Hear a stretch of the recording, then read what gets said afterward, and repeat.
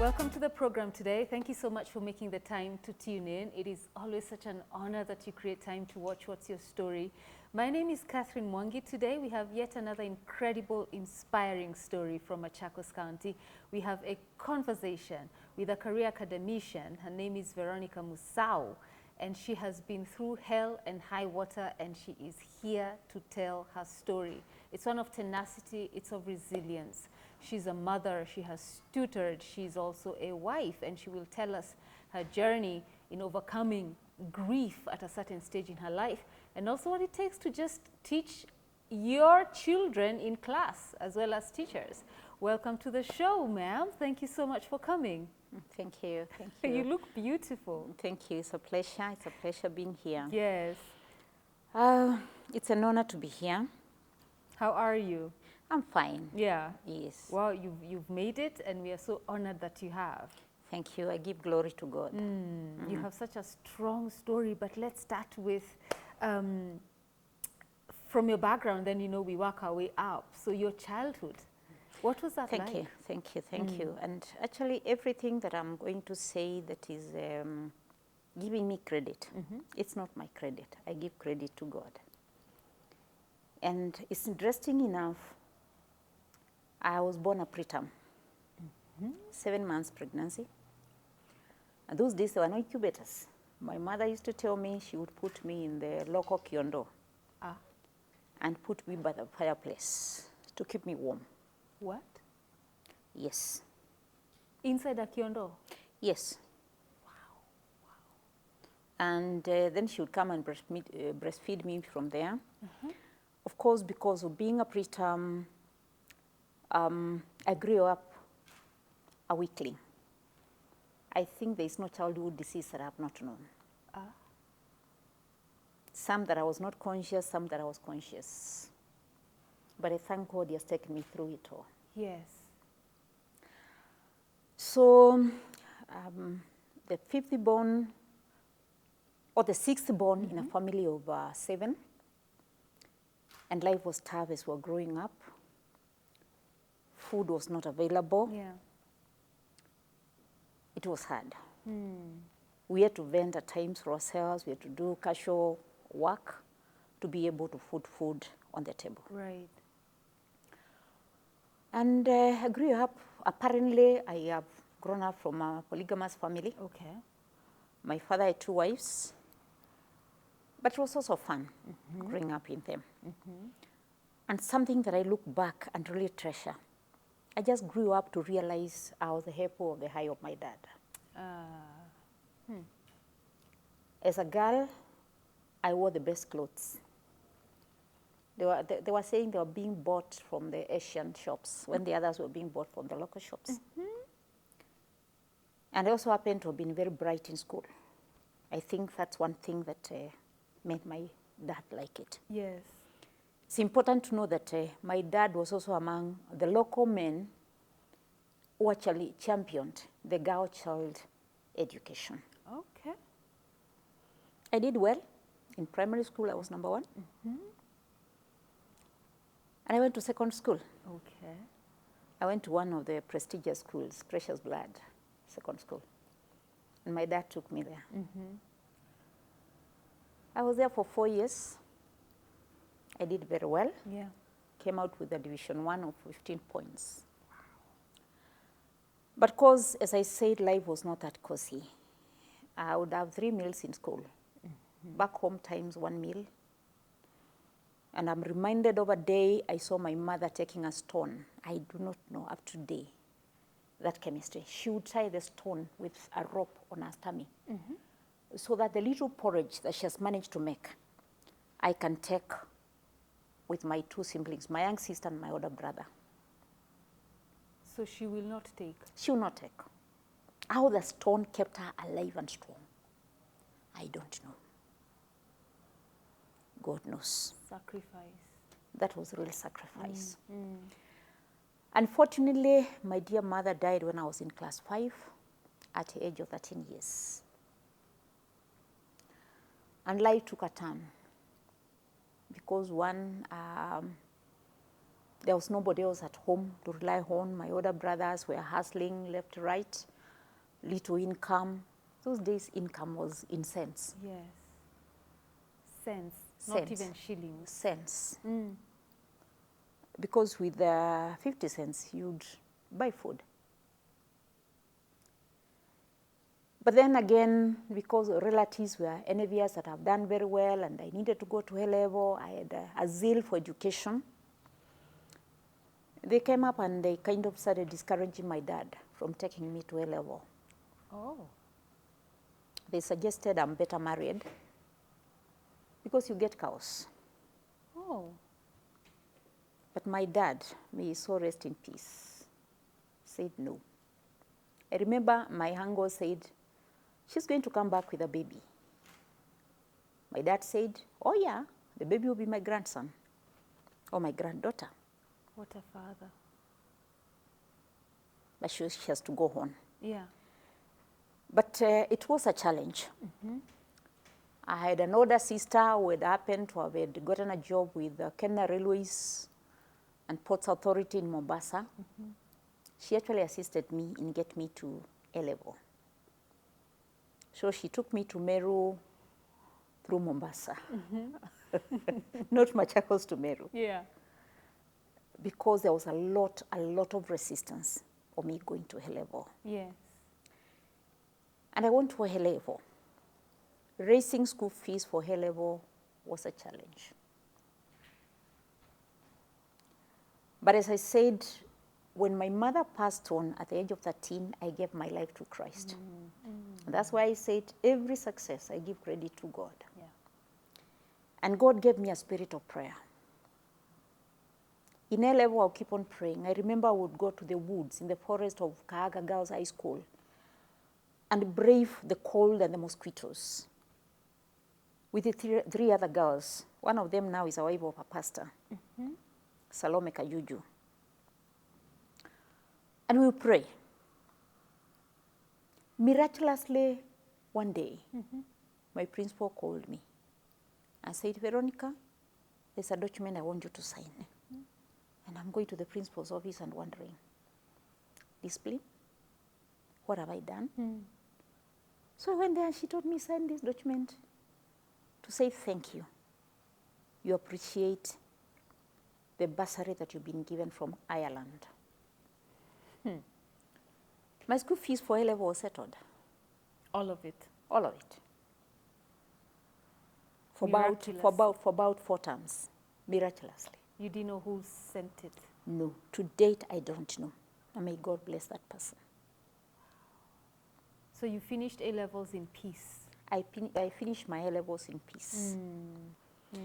And still, because God's grace was much on me, by the time I did my A-level exams, mm-hmm. I had an employment letter from the TSC. Already? Yes. Wow. And I went back to my O-level school, Precious Blood, to teach. What? Full circle moment? Yes. The sisters loved me. It's Catholic school, the sisters really loved me. Uh-huh. And I went there and I was being taken as a mentor for the other girls. I taught in Precious Blood for 1 year before going to the university. Amazing. Amazing. I really look back and say, thank God. I still remember the girls that I mentored in that school. It was a pleasure. Was there any resistance to you going to university this time around from your relatives? No. Okay. The battle has already been won. And I have not brought back a baby. A baby. Yes. I have not brought shame. I didn't even have a boyfriend. No, at that time. At that time. Yes. Yes. And my dad would go to the village and say, look. My apple. Apple has done it. The apple of my eye. Apparently, I'm the only degree holder in that family. Is it? Yes, in a family of, we were 13 children. Uh-huh. Yeah, from the 2 wives. Yes. But when I went to the university, I got a sweeter. Mm-hmm. Of course, not from the university. Mm-hmm. Because Mombasa now became my home. Oh, okay. I would leave school and go to my sister's place. And there, that's where I got a sweeter. Mm-hmm. And in 1982, I got married. That was during the coup. Ah, and how old were you then? I was 25. Okay. I was 25. Yes. So I got married, and my dad was, you're getting married before you bought me a shirt. I said, Dad, don't worry. When blankets, I'll buy you. Yeah. Yeah, so life continued. Yeah. I graduated with a second-class honors, and I was employed straight away. Those days where there was no waiting. From then, I worked up to my retirement in 5 counties. I started in Mombasa, Shillings Teachers College. Yes. Actually, I've been a teacher and educator for more than 34 years. Wow, 3 decades over. Yes, 3 decades over. So Yeah. your married life, so your dad approved of your husband, right? Yes. Of course, I went and I told him I want to get married. We had developed a bond such that there was nothing I would not tell my dad. Is that so? But traditionally, girls were not supposed to talk directly to Their father. their fathers. So anytime I'm trying to tell him something, go and tell your mother. That's my stepmother now. But I'll go back saying, even when I tell her, I've told you. It is you I have come to tell. It is you told you. So I got married. Yeah. Interesting enough, my wedding was the first wedding in that village. In the village, not even your family, the village. No, where I got married. Oh, okay. Okay, your husband's place. In yes. my husband's place. That's why I got, when I Okay. got married, it was the first wedding Yes. in that place. Wow. And how was married life? Married life was good. The challenge was just resources. Because apparently my husband also lost the job he was doing. He was working with a certain company in Mombasa, and he lost the job. And of course, there's now a granted. Money was a lot. Yes. 2,400, that was my basic salary. Kenya shillings. Yes. 2,400. 2,400 Kenya shillings. Wow. And you have to keep a family. Yes. Then in the process also, my husband got into pastoring, part-time. And we were kind of planting churches. In churches in the village, again, there is nothing that you get. Because sometimes you find in a single Sunday, you don't even raise 200 shillings. Yes. So there was nothing to depend on. But one thing I thank God for, and I appreciate my late mother for, she taught me hard work. Even in Shanzu, because we are not being denied to work in college compound. I remember I would go dig, plant groundnuts, plant beans, and I would supplement my Your family's income. food. Yeah. Wow. Then from Shanzu, I went to Kagumo. By the time I'm in Kagumo, I'm a mother of 3. Wow. I stayed in Kagumo, taught diploma, trained diplomas. I gave people certificate by my own signature. It was a pleasure and a pride. Then I was transferred to Machakos Teachers College. Okay. So now you're a young wife, Yeah. a young mother. A young wife, a young mother. With a career. With a career. Machakos Teachers College, that's where I spent the best time of my professional life. Oh. 21 years. Oh. And I grew in Machakos Teachers College. From being a classroom teacher, head of subject, head of department, dean of curriculum, deputy principal. Promotion after promotion. Promotion, God's grace, God's grace. What are those values you were putting in place for your directors to notice and give you that promotion, promotion, and promotion? It was not coming easy, but one thing is commitment. Commitment. And for that 4 years, I failed interview only once. Where was this? I was doing an interview to be a county director of education. Wow. That's the only one that I failed. Yeah. The rest, You've been I'll flying do. colors.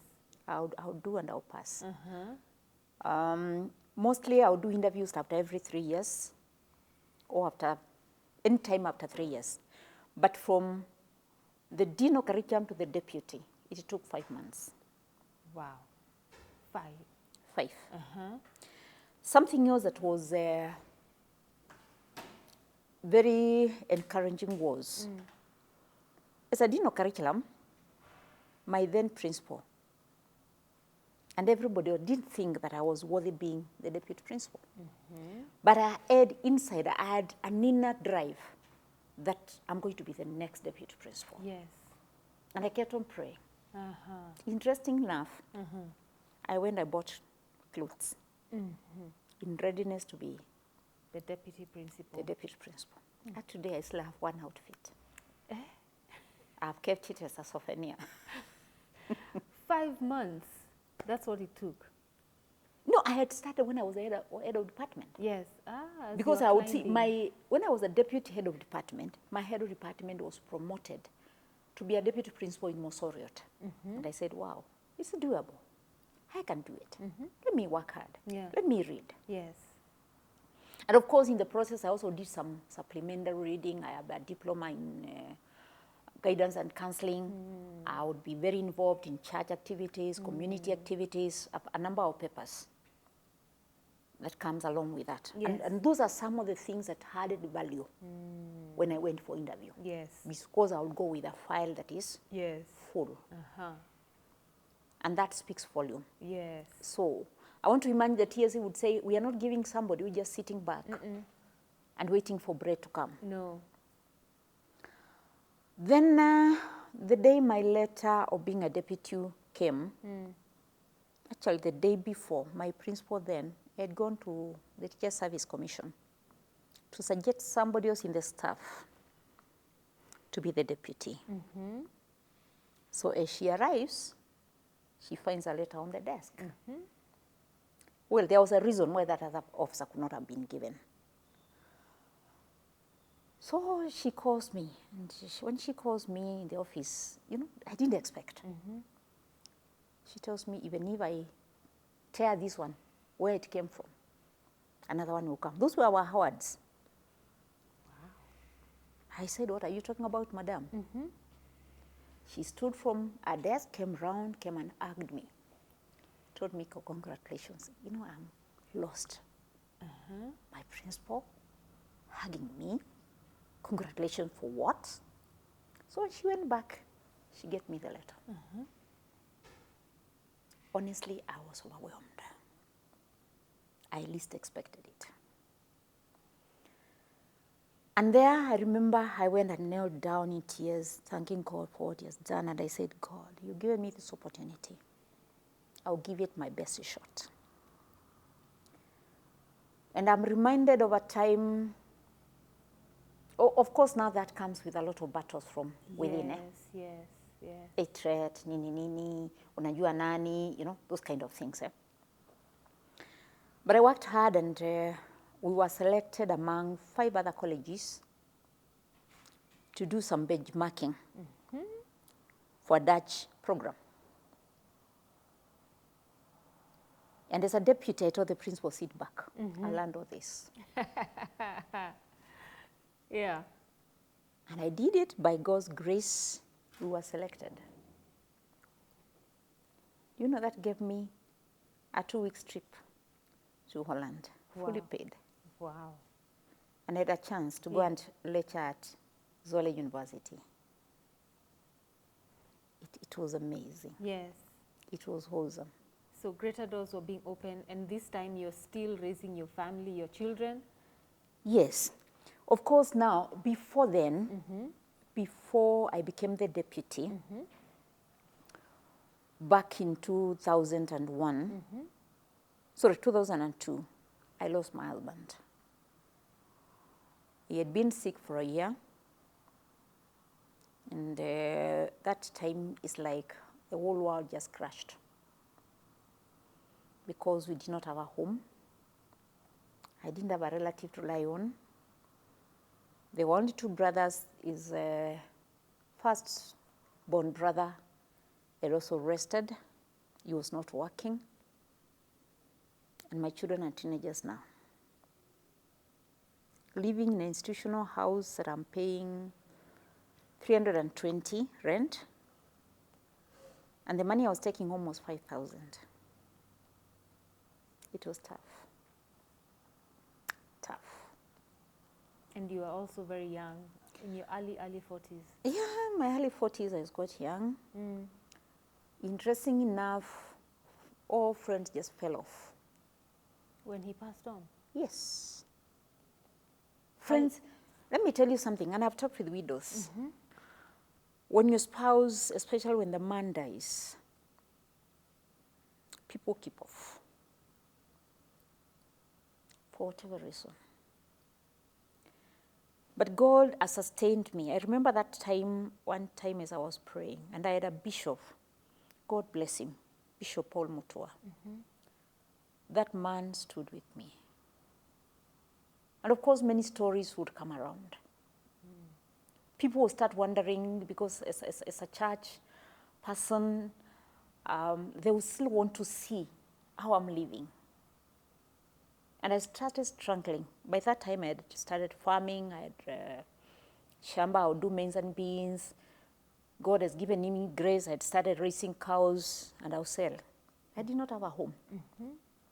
Actually, when I buried my husband, I left him and came back to Machakos. There was no place to sleep. I would go there daily for 2 weeks just to watch over the grave. Every day for 2 weeks? Every day for 2 weeks. Why did you feel the need to do that? It's emotional. It's hard. Because again, the relatives just disappeared even before we covered the grave. What? Because my mother-in-law, my father-in-law were not there. Actually, my husband didn't see his father. So I have nobody to defend on. It's only my sister who would come from Nairobi and take me there. Just to make sure that the grave is taken care of. It's like I'm in denial, I'm not letting go. You know, that kind of a thing. I would go to the staff room. When people tell me, Pole, sorry, even today, it becomes emotional. It gets to that point. How long has it been since he went home? Over 20 years. Over 20? Over 20 years. You were married for how long? 20 years.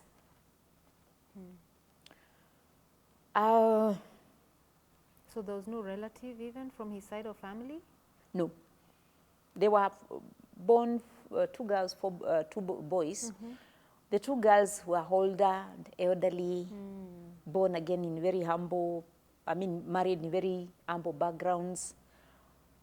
And it was tough for me. The relatives at home, is my matrimonial home. They took over everything that belonged to me. Actually, where I buried my husband was an acquired land. It is not back home. I'm now not only a mother, I'm a grandmother too. Actually, my grandchildren call me Shushu Macha. My goodness. Yeah. Yeah. I have a grandchild that is now in the 8th year. Wow. And my children, those that are married well. We have had very grand weddings, and I thank God for that. Something else that, with your permission, I would want to tell parents. Yes, please. Don't hide your financial situation to your children. What I'll do at the end of the month, I'll tell my children, bring your school list. Bring yours, and I'll come with my pay slip. And I will open it, and I put it on the table. This is the amount of money that I'm getting. You know, I have no other source of income. Okay, let's share this money. Priority, school fees. Once school fees is done, we can see. The children will come with a list of boxes of biscuits, bottles of juices, and what have you. Yeah. And they'll still take their pocket money. Yeah. Strange enough, they will spare that pocket money. Eventually, a child comes home after 2 terms and tells me, Mommy, this second-hand shoe the mtumba shoe I bought with the pocket money that you gave me from January to December. That was very encouraging. Yes. What a blessing. And I remember one time we were walking, because that time I did not even own a bicycle. We were walking from the stage 2 kilometers to my house.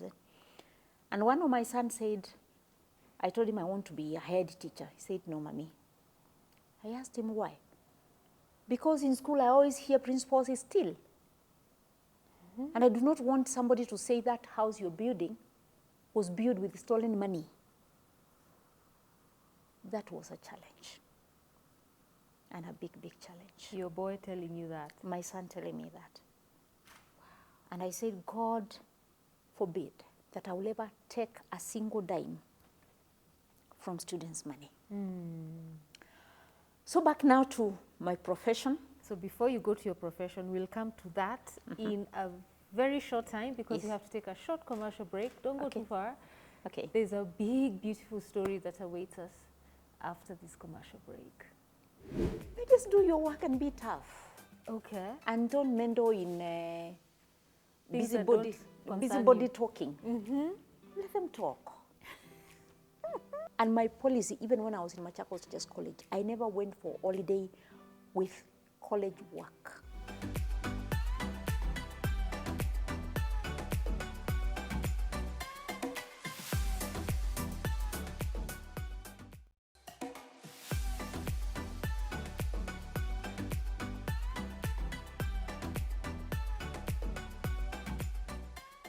Welcome back to the show. This is still What's Your Story? We are having an inspiring conversation with Miss Veronica Musau. You have had and established so far how her childhood was difficult, but she managed to overcome that. How it was also difficult in her profession, especially now we are at the Machakos Teachers Training College. And also how she just managed, by the grace of God, to overcome the hurdle and grieving for her husband who passed on and raising her kids. I mean, I think I'm just blown away by your vulnerability with your children, where you would show them your pay slip and saying, this is what I have. What do you want us to, you know, that has touched me, you know, not hiding from your kids. Because most parents want to show their kids, we are well off, don't worry, I'll take care of it, and they end up disappointing those very children, because you're not in charge of circumstances in life, God is. So, but in your case, you were humble and vulnerable enough to just be here, full disclosure. And I can't imagine the kind of people your children are today, because I'm imagining they'll pass that on also to their children, that level I trust so. Yeah. And Christine, what I'll tell my children is that don't whine. You're better off. There are many, many children that would wish to have the career that you have on the table. Yeah. And you know what? I think that instilled a vacuum in my children that today I can't lie in their presence. Like my last born. You not give me peace. No. Mommy, you said, why are you doing this? This is not right. It doesn't belong to you. It belongs to us. Why are you taking it? Wow. So with that I kept on telling you that you don't have to be like the Joneses. You are yourself. But look back, there are street children with parents who cannot afford this. Yes. And today I can proudly say, by God's grace, Yes. me, I know I am far much above many families where the couples are together. And they earn much more money than I ever earned. It just needs you to be shrewd in financial management. Be grateful for what you have. Live within your means. Don't want to live like the Joneses. Yes, yes, I like that. And with that, it helped me. Even when I was going to buy my first car, we all of us dropped to Nairobi. I took a loan. And we went to, Jamhuri Park. and used my husband's friend to go and look for a car. You and your children, you went together? Yes, we went together. Amazing. And that man, Mr. Kimani, was doing that also in gratitude because he tells me my husband led him to Christ when he was a young man. And he was feeling there is nothing I can give Musau but support his family. We went there. I was so new in the car business. Yeah. And he assisted us get a car from an Air Force man. He followed all the details, the registration, the number plate, the whatnot. Yes. And eventually, we got the car. Awesome. A KAV, Yes. 993U. Forget. So we live together as a family. Yes. And the fact that I think I was that transparent, my children could trust me. Did you also share in the grief of losing your husband and their father together as a unit? Yes. Okay. We shared. I hear you. And we talked. Ah. And of course, there is that inner grief sometimes that does not come out. But in the best way that I knew, I was there for them. I may not have been the best mother, Yeah. but I tried what I could. Yes. With what you were getting from the training institute. So now back to your professional life. You have now been promoted. I've now been promoted. I've become a deputy. Challenges are here because, you know, when it comes to these offices, everybody wants to be there. Yes. And apparently I think I was either too tough. How do you handle those challenges, especially as a woman in a top position? You just do your work and be tough. Okay. And don't meddle in Things that busybody don't concern you. talking. Let them talk. After all, I'll still go back to my house. Okay. That's the attitude you have to put on. Yes. You come and tell me, Christine said this and this and this. Go and bring her here. Let her say it in my presence. Yeah. Okay. Okay. I hear you. So you spent 21 years there. I spent 21 years there. What was that like? What are some of the good memories you have of that institution? Of course, in that institution, there are small good memories. Yes. Yes. I got myself involved in some of the things that many people don't do. Okay. Like I remember at one time, I can't exactly remember the year. I did a forest of 2,000 trees with my class. I had a student from Western who bring me seedlings. And I got permission from the principal. And we planted. Okay. Wow. You know, that gave me joy. Yes. I remember there are times as I had a department, I would unite my department because we are several subjects. And the many goat eating times we had in my place, even when my house was not complete, Yes. are many, memorable. Of course, there are times as a team would come and we find we are disagreeing. We were not to be a very noisy department, by the way, but a department that would fight and be friends. So those are memories that I treasure. Yes. Something else that is very memorable about Machakos Teachers College, I got prayer meets.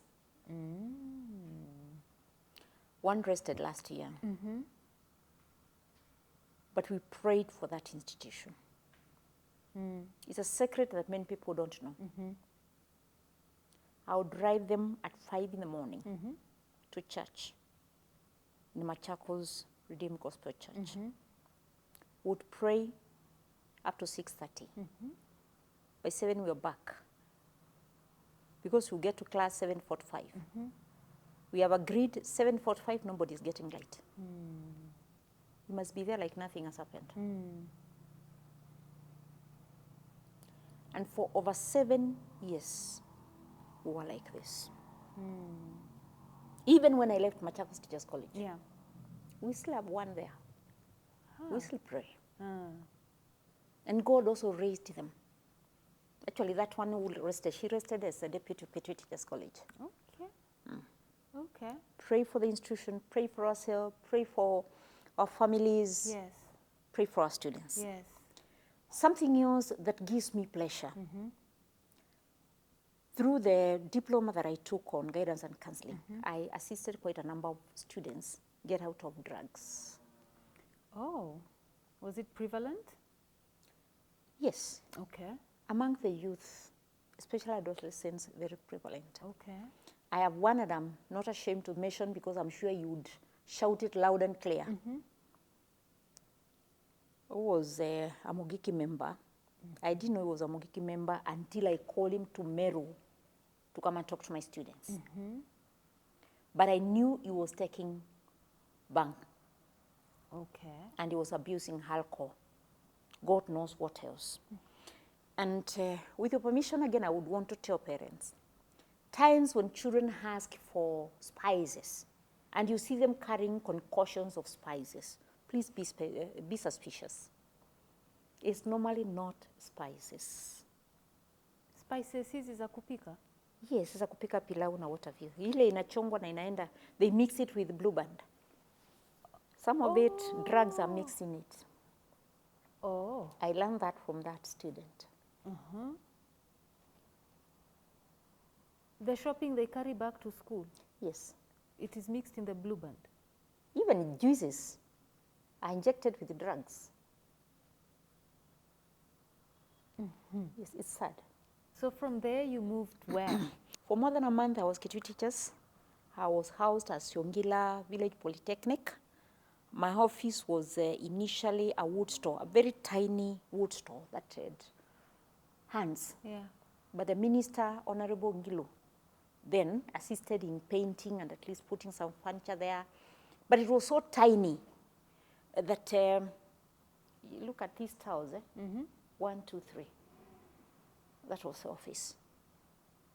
Wow. Because when I'm seated here and the desk with a small desk there, you're seated there, you have to walk out for the door to allow me to walk out. That's how small it was. And then eventually I was given now an office at Siongila ACK Church. We vacated. We thanked that church because they did that. I was proud to go and start that work because I felt I'm doing my kinsmen, the Kamba community in particular, a favor. And I decided, let me sacrifice. Okay. Actually, I didn't go to KTU Teachers College because of the glory of being a principal. That honor. And you see now, I'm pioneer principal KTU Teachers College. Yes. Nothing can change that. Yes. The other principals can be forgotten. Yeah. But always, The pioneer is always remembered. the pioneer is always remembered. And we started KTU Teachers College. When I went there, my first employees were 18 in number. There was no money. The government has not released any coin. God gave me favor with the community. Honorable Ngilu kept on promising that she was going to do an Arambi for us and we'll get CDF money. And I go to the community. I got favor. I borrowed sand. I borrowed water. We did renovations. I borrowed bricks. By the time the first Arambi was done, I had a debt of 4.1 million in the community. And my workers were also very cooperative. That time you're not paying them anything. Yeah. I remember even the chief then gave us a bag of maize. The workers would contribute, bring peace, buy fat. I don't know who gave us a big sufuria because when we were going to clear where the KTU Teachers College tuition block stands, I would carry maize and beans, water, that big sufuria, and we go and put fire there. We'll cook and eat with my staff. Okay. And it didn't bother me that I'm being called a principal and I'm going that low. We'll go with tools, with pangas, with djembes. We'll clear the place. Because I was feeling there's a child of this Kenya, a child of Okambani that would miss teacher education because Veronica has been too proud to do this work. So eventually we put up the tuition block of Teachers College and the two three-storied dormitories. At the same time, I've renovated now the Siongila and demarcated the church and the institution. That's where we had tents. We're learning from tents. Learning from tents is tough. KTU is hot. I renovated the pastor's house, divided it into two, the principal, because I didn't want to stay in the compound alone, Yeah. and somebody else. Kind of made it a modern house because Yes. there was no water. We needed water. We needed at least a WC, so that when you're going to the toilet, the students are not seeing you. And there we were. Right now, I think there's an institution, Kewi. When I left the institution, after what I had renovated now, that became Kewi. The Polytechnic across, I did a dormitory of 60 students. I did two staff houses. I did a staff toilet. I did a student toilet of 1,000 students, because the toilet that I found there. I remember when the Ministry of Education officials were coming. I don't want to say it here. Okay. You wash it and you know those other things that come out. How long were you there for? Kitui, 1 year. Yeah. So you basically went to build, literally. I went to build, and I took the first students of KTN Teachers College. Wow. So I moved out before we moved now to where KTN Teachers College Is now. We were Songila, but we were building the other time. But But of course, by that time now, the ministry gave us money, yeah. and the community was very supportive. I didn't mention that by the time I went there, I found already a board in place under the chairmanship of late Leonard Mengo. They were very supportive. The government institutions were also very, very supportive. We enjoyed a lot of support. Nice. The SK Church Bishop, Yeah. retired Zimbi. Actually, that's where I put her for 3 months. Okay. Then eventually I'm transferred from KTN Teachers College, and I opted out of office. Okay. I went back to the classroom. I went to a village polytechnic in Mbere, 3 months. Then eventually I came to Kilimambogo. Kilimambogo, I saw an opportunity, and I did my second degree. Ah. It was not easy, Yeah. having been a principal, and then you are coming to get instructions. You are not the head of subject. You're not the head of department. You are a classroom teacher. And there are people there that feel like you are reject. Oh. But God again gave me favor. The subject I was teaching from the time I stepped there, number one, until I left. And I remember students, especially during my psychology class, students would hide and come to my class. And I would work very hard because sometimes I know I would take evening times to go to school. Yeah. That's when I'm doing my master's. Yeah. 6 hours in class. Sometimes the class will be so full that I have nowhere to step. I'll teach. After that, I'll go, make my breakfast, then come for my normal class. Because I had to cover my syllabus. Yes. And I said, and this one I've not told anybody, if I'm working under a person who thinks I'm a reject, they need to know you don't have to be a reject to do well. And you don't have to have a title. I covered my syllabus, and my policy, even when I was in Machakos Teachers College, I never went for holiday with college work. I'll mark, I'll submit the marks, I'll do all the records. When that is settled, I can go wherever I want and enjoy my holiday. Wow. There's no time I was ever asked why I'm marks late. I did my work. Yeah. So I did my master's. I enrolled for PhD, did coursework, Yeah. went through. I started my thesis, and I was doing a thesis on professional acumen for the members of the board in teacher education management.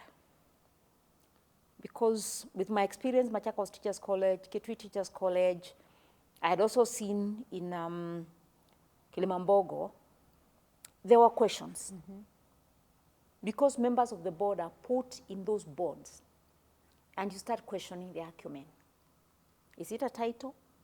Are you adding value? And how to do that. Okay.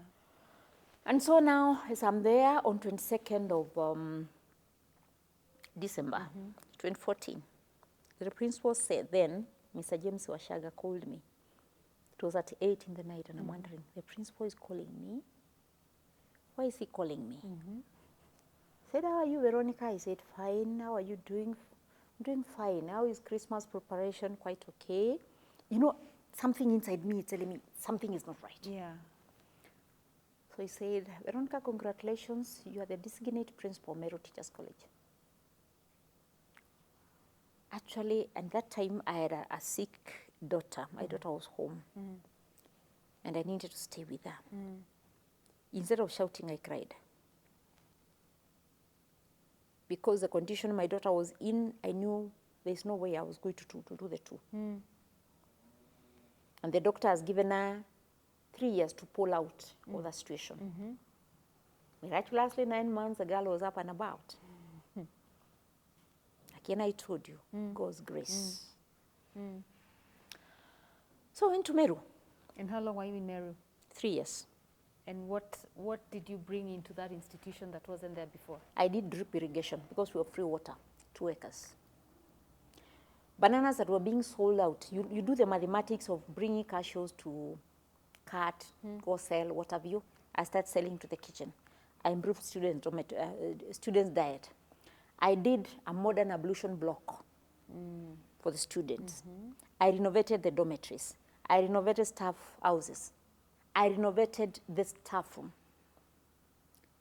Teachers were living in a very, very bad situation because the toilet was like that chair there. So when you are inside, the smell. I did an ablution block that was separate, the women and the men. Yeah. I furnished the staff room. Yeah. I renovated the houses. But one thing that stands loud and clear is the gate. That's my signature. The gate. The gate. Meru Teachers College gate. If you drive there, it's a signature Yeah. and a statement of my work there. Yeah. I cleared all the debts. I never stood in court. I did one-on-one settlement. Yes. I want to thank God for this far that He has brought me. And I'm happy that I've retired humbly but peacefully. I do not have mansions that I can claim, but I have a life to thank God for. Yes.